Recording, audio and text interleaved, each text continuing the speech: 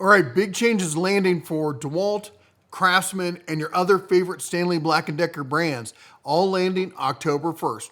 That is, we're going to see a change at the helm. The old CEO is out, new CEO is in, and it's not as big a mix-up or change-up as it could be in other companies. In fact, this is one of the few times where I'm actually really stoked about this, because a lot of times we see the old CEO get pushed out because everything's on fire, things didn't go well, and they're going to bring some new fresh blood in, somebody who's going to optimize and change things like he did over at like Dollar Tree or something that has nothing to do with this company. No, the new CEO, Christopher Nelson, I almost said Christopher Nolan. Christopher Nelson, the new CEO, is actually their operation and tools management guy.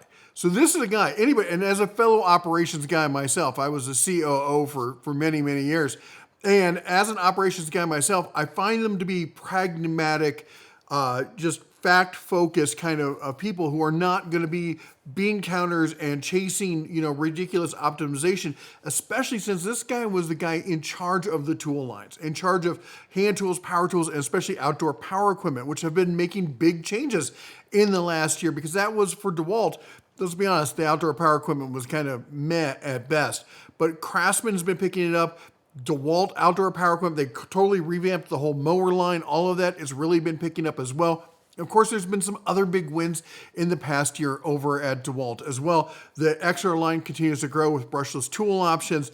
The 20-volt flex line and select lines, those are growing as well. Now, there's been some bad, okay? We got to be honest about that. The 12-volt option, it's kind of dead in the water. There's been no reports. They haven't officially said that they're dropping the line, but I think everyone can see the writing on the wall, especially with tariffs and stuff coming into place. It's not a great time to try and build out a whole new line. Now, they do have a small core of their new 12-volt brushless tools, which have been fantastic. But sadly, I think they're gonna walk away from them. I think they're gonna give that market to Makita and Milwaukee, and maybe, who knows, maybe Harbor Freight. Come the SEMA, we might see some new 12-volt stuff from Harbor Freight. Love to see them bump up in the brushless line. That would be a great option, but that we're getting off track there. I think they're going to focus more on the XR line and the Atomic line and their outdoor power equipment. I think that's where we're going to see the real, and then also they're moving more into the high-end commercial construction. We're going to see them compete more with Bosch, more with the XR line from Milwaukee. We're going to see more of that going forward. Now, over on the Craftsman side, let's be honest, I was leading the charge that we wanted to see that plant down in Texas become a reality, and they walked away from a $2 billion investment. They took that one in the teeth. I will say this, unlike a lot of other companies that make promises and didn't try, $2 billion they walked away from. They tried. They gave it their college effort. There's a lot of arguments about, you can be said, what caused that failure, but that's, water under the bridge at this point. The point is, they did try, and they've made some changes over at Craftsman. All right, the raised panel stuff, it's still out there, but it's becoming the budget stuff. They're really focusing on the gunmetal chrome, which I like. I think it feels much better in the hand, has a better fit and finish on it. And then taking that even a step further in that same finish, the overdrive tools. And if you're not familiar with the overdrive tools, you got to go and watch my video on that, because that has been a standout success. You're getting some of the stuff that you'd only get on a tool truck previously, now in DIYer level tools, in great systems and whole full box sets, and we can find them on sale. They're just fantastic. The other issue, though, again, not perfect over there, but let me talk about another win, and that has been the RP line of brushless tools over at Craftsman. Let's be honest, they took a DeWalt, they spray painted it red, maybe tuned it down just a smidge, and called it the RP line for Craftsman. The brush tools at Craftsman have been meh, but at best, again. But the RP line has been a standout success. Now, if we could see some better batteries, some better chargers, a whole lot more line of accessories so they can really, truly compete toe-to-toe with Ryobi, I would love to see that. They're in Lowe's stores, and they're already kicking Cobalt in the teeth. I wonder if Cobalt's going to stay around, or maybe Lowe's might just give up on them because they've been selling so much in the Craftsman line. But again, I was hinting at the hand tools where there's been a problem, and the problem has been, and across the board, power tools and hand tools, has been warranty. Now, the problem there is because, like with a Harbor Freight, Harbor Freight's vertically integrated. They design the tools, they have the tools made, they sell those tools, they warranty those tools. So they're right in line. But with Lowe's, it's, there's different lines of tools there, plus there's the old Craftsman stuff that's out there, and how does that get warranted? And that's been a major issue. It varies store by store, it varies by brand, whether you're going into a Lowe's or whether you're going into an Ace or whether you got it online. It really kind of makes a difference, and people have been having really mixed reactions to the warranty service. Some people have been, hey, it's great, I walked right in and got service immediately. I went into a Lowe's to test them, this was several years ago, and I spent 20 minutes at the counter up there while they looked through a book trying to figure out what's what. That was a suboptimal result, Lowe's. Now that said, Lowe's and Home Depot, I've often said it really matters to the store you go to. Some areas, the stores are great. You go to a different state, a different area, and the store is terrible. I'm lucky up here in Montana, both my local Home Depot and Lowe's are fantastic, but we got local Montanans working at them, and we're just the best. So the point is, it's hit or miss, all right?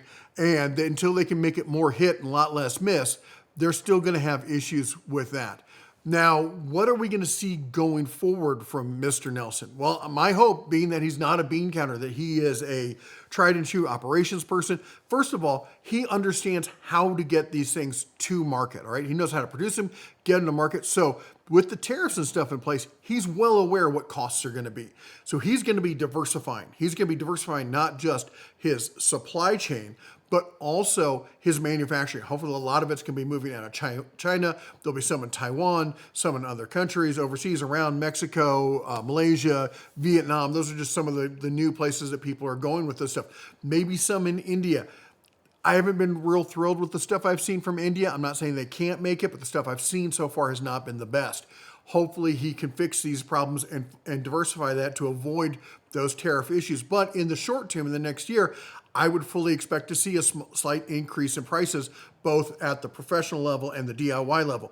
That is to say, that's not going to be any different than anybody else. They're going to be, if anybody can mitigate those issues, it's the 800-pound gorilla that is Stanley Black Decker, okay? And he's going to have full control of that home, which means he's going to be able to bring all that weight to bear in those negotiations. So hopefully we'll see some good stuff there.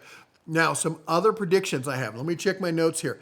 I think we're going to see an expansion in the DeWalt FlexVolt, and that's going into that whole trying to get more into the professional, higher-end contractor grade kind of stuff, concrete work, fleet construction, that kind of thing. I think we're going to see more of that. I've got good friends here who do a lot of stuff with the MX line. They've been using this on site and stuff like that because, there are some places where they go to work where just, getting refills on gas just isn't an option. They can only carry so much gas with them, but they can carry a ton of batteries, and that's not a problem. So, they're really liking the MX line, and DeWalt wants a piece of that pie. And I expect, especially at not World of Concrete, but Con Expo next year in Vegas, I think, and probably at World of Concrete, but Con Expo, I think that's the one that happens only 3 years. It's giant, high, heavy industry kind of trade show. I think we're going to see a lot of DeWalt, the new DeWalt higher voltage stuff there. The 20-volt compact line, as I said, they're going to walk away from the M12. I think M12's, not M12, but the 12-volt, what is it called? I can't remember what it's called. It's not the 12-volt line. I think it's kind of dead in the water. As long as it keeps selling, it's over at Lowe's. I think it mostly sells to DIYers at this point. I think DeWalt's just going to leave it there. If it keeps making money, they're just going to leave it, but they're not going to really expand it or anything. I think the Atomic line is where they're going to focus for the compact stuff. And they have been focusing there, and we've already seen that with the 12-volt ratchets and stuff like that, which have been phenomenal. The multi-head, the fully enclosed, all that kind of stuff. I should say multi-anvil is actually more an accurate description. So I think we're going to see that there as far as the compact line, more focus on the Atomic line and walking away, distancing themselves from the 12-volt line. Cordless over at Craftsman. We're going to see more outdoor power equipment. We're going to see more direct competition head-to-head with Ryobi. We're going to see more expansion in the secondary, tertiary level of tools over there, and that is like the core tools, your first-tier tools. That's your impact and your drill and your circ saw and your sanders and routers, stuff like that. Secondary level tools are, blowers and stuff like that. And the third level is when you get into like a lot of the outdoor power equipment and those kind of things where the brand may not be as as important to the purchaser, except for the fact they already have that battery line. And I think that's where we're going to see that. And then pricing and tariffs, we covered that. I think that we're going to see a 5 to 8% across the board rise in the next probably 6 to 8 months as the tariffs settle in and we get more fun. Of course, everything can change. They can change how tariffs are done and that whole 9 yards, but it's going to be a case of if they don't see those tariffs changing, they're going to be moving that manufacturing as fast as possible. And they're already in the process of doing that. So again, this guy is a nuts and bolts kind of guy. He's not a bean counter. He is a, just down to earth sort who's going to get things done. And that, I think, if you're in the Stanley Black Decker lineup, any of them, except for maybe Black & Decker, which is going to continue to suck. And basically is going to get out of the tool industry except sold online and around Christmas and stuff like that. The matrix system, not bad, nice little solution. But if you want a good Black & Decker, you're probably going to have to look at the rice cookers and the microwaves, which honestly, they're not bad. So that said, they're going to walk away from Black & Decker. Porter cable, that's over at Tractor Supply. That's going to be an afterthought. It's going to be, once they get the Craftsman stuff done, there might be some Craftsman stuff dribbling over into the gray and black Porter cable line, but don't expect a lot from them. They haven't updated their Instagram page in years since I stopped razzing them about it. Anyway, if you got anything else that you think you want to see or you think is going to happen, put it down below in the comments. Try to respond to everything we can down there. If you like what we do here, go ahead and chomp the old like button, smash the subscribe, ring the bell on the way out. You all take care, God bless, and as always, shine on.